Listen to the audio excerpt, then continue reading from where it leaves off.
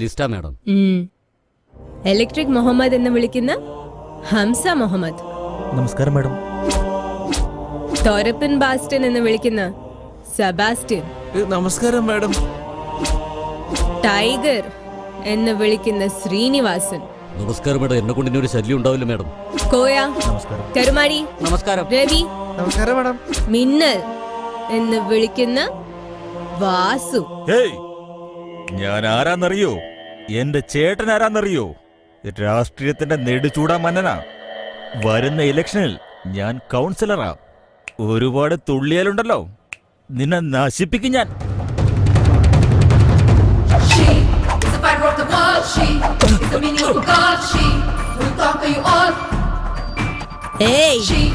ഞാൻ കൈക്കൂലി മേടിച്ച് ഓച്ചാനിച്ച് നിൽക്കുന്ന പോലീസുകാരിയെന്ന് കരുതിയോ? നിന്റെ തോന്നിവാസമൊക്കെ കാണാതിരിക്കാൻ ഞാൻ നിന്റെ അടിമയാന്ന് കരുതിയോ? നീ കൈക്കൂലി കൊടുത്ത് പേടിപ്പിച്ച് വെച്ച പോലീസുകാര് എങ്ങനെയായിരിക്കണമെന്ന് കാണിച്ചു കൊടുക്കാനുള്ള കുപ്പായമായത്.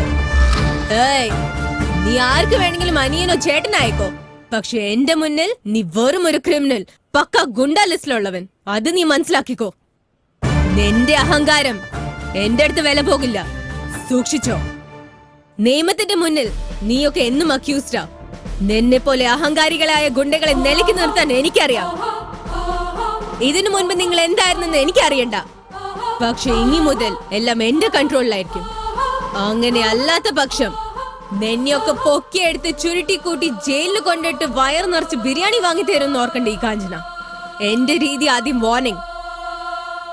നന്നായാൽ വളരെ സന്തോഷം, അങ്ങനെ നിങ്ങൾ നന്നാവില്ലെങ്കിൽ എൻകൗണ്ടർ. ചത്താലും വളരെ സന്തോഷം. ജീവിക്കണോ മരിക്കണോ തീരുമാനം നിങ്ങളുടെ കയ്യിൽ. Think and decide. Now you all can go. Go! Hey!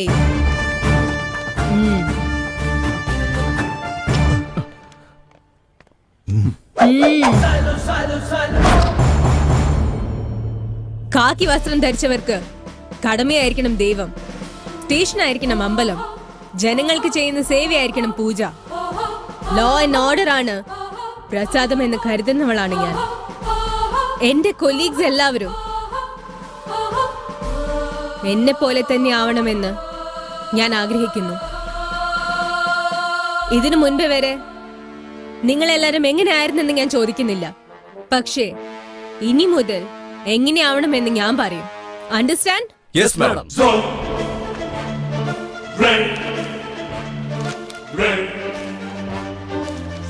ഈ ക്രിമിനൽസ് എല്ലാം എന്താ ഹാജരാവാത്തത്? അലക്സ്, സ്ലം മണി, ഇവർക്കൊക്കെ എന്ത് പറ്റി? അത് പിന്നെ ഇപ്പൊ അവരെവിടെയാ ഉണ്ടാവാ?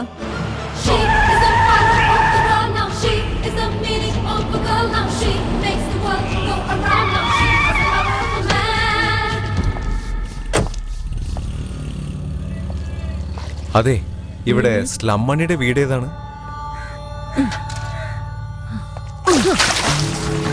മാഡം, ഈ കോളനിയിലുള്ളവരെല്ലാം ഇങ്ങനെയാ. പോലീസുകാരെ കാണുന്നതേ അവർക്ക് ഇഷ്ടമല്ല. Go and search. ഡോ, അലക്സ്, സ്ലം മണി, ഇവരുടെയൊക്കെ വീട് എവിടെയാ? നിന്നോടാ ചോദിക്കുന്നത്. എവിടെയാ അലക്സിന്റെയും സ്ലം മണിയുടെയും വീട്? പറയുന്നുണ്ടോ? അല്ലെങ്കിൽ എന്താണ് നിന്റെ മുഖത്തൊരു പുച്ഛം? സ്ലം മണിയുടെ അലക്സിന്റെ വീട് എവിടെയാന്നല്ലേ എന്നോട് ചോദിച്ചോണ്ടിരിക്കുന്നത്?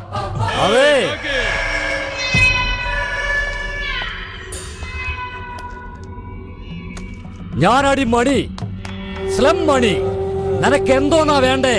നീ താനെ വന്ന് ജീപ്പിൽ കയറാണെങ്കിൽ സേഫ്. ഞാൻ അങ്ങോട്ട് വന്നാ നിന്റെ ഷേപ്പ് ഉണ്ടാവില്ല. എങ്ങനെ നീ വരുന്നോ അതോ ഞാൻ വരണോ? എടി പോലീസേ, നിന്നെ പോലത്തെ ഒരുപാടെണ്ണത്തിന് ഞാൻ കണ്ടിട്ടുണ്ട്. എന്നെ നീ ചെരയ്ക്കാൻ വന്നതാണ്. ചെരച്ചു നോക്ക്, എല്ലാത്തിനെയും കൊത്തിയെരിഞ്ഞ് തള്ളും ഞാൻ. എന്റെ അടുത്തോട്ട് അങ്ങനെ വന്നാ ചെതറിപ്പോവും.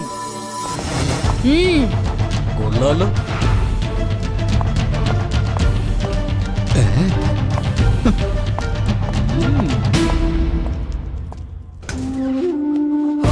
സാധാരണ ആക്ഷൻ എടുക്കുന്നതിന്റെ മുന്നേ വാൺ ചെയ്യുന്നത് എന്റെ ശീലമാണ്.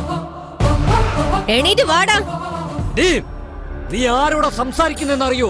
ഞാനാടി സ്ലം മണി. മതി, പോയി ജീപ്പിൽ കയറും. എന്തോന്ന്? ഞാനാ പോലീസ് ജീപ്പിലാ. എടി പെങ്കൊച്ചേ, നിന്നെ പോലുള്ള ഒരുപാടെണ്ണത്തിന് ഞാൻ റേപ്പ് ചെയ്ത് കൊന്നിട്ടുണ്ട്. അന്ന് പോലും ഞാൻ പോലീസ് ജീപ്പിൽ കയറിയിട്ടില്ല. എന്നോട് പറയാ പോലീസ് ജീപ്പിൽ കയറാൻ.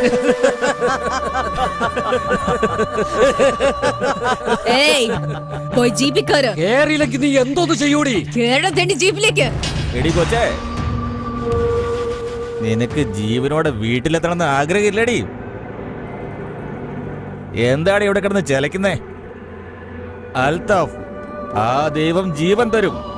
അൽത്താഫ് എന്ന ഈ ദൈവം ജീവൻ എടുക്കും. മാറ്. കാക്കിയുടെ മണവേ എനിക്ക് ഇഷ്ടമല്ല. അന്വേഷിച്ച് കണ്ടുപിടിക്കുന്നതിന്റെ മുന്നേ നീ തന്നെ വന്നു അല്ലേ? എന്റെ കയ്യിൽ നിന്ന് കിട്ടുന്നതിന്റെ മുൻപ് നീ തന്നെ പോയി ജീപ്പിൽ കയറ്. മര്യാദക്ക് ഇവിടെ നിന്ന് പോവാൻ നോക്ക്. ഇല്ലെങ്കിൽ ഇവിടെ വെച്ച് എല്ലാവരും ചേർന്ന് നിന്നെ ബലാത്സംഗം ചെയ്ത്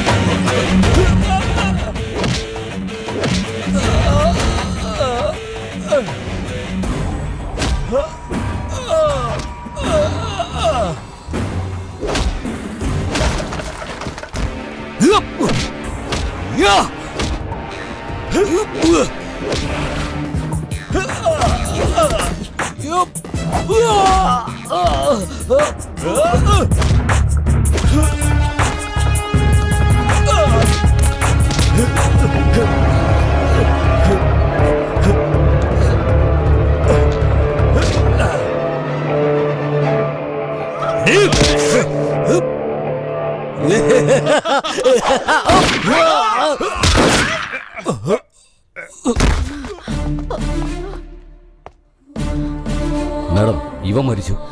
ഇവനും ചത്തുപോയി മാഡം. തീവ്രവാദികൾ മരിച്ചാൽ നാട് രക്ഷപ്പെടും, ഗുണ്ടകൾ മരിച്ചാൽ സമൂഹവും.